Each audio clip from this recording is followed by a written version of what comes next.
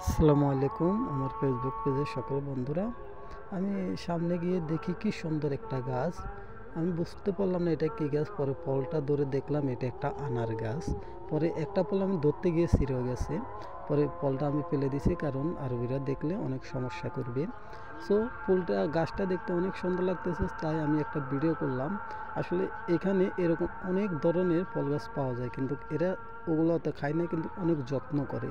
আর আমরা যদি একটা ফল এখান থেকে পেরে খেতে যাই তাতে অনেক সমস্যা হবে। আসসালামু আলাইকুম আমার ফেসবুক পেজের সকল বন্ধুরা। আমি সামনে গিয়ে দেখি কি সুন্দর একটা গাছ। আমি বুঝতে পারলাম না এটা কী গাছ। পরে ফলটা ধরে দেখলাম এটা একটা আনার গাছ। পরে একটা ফল আমি ধরতে গিয়ে ছিঁড়ে গেছে।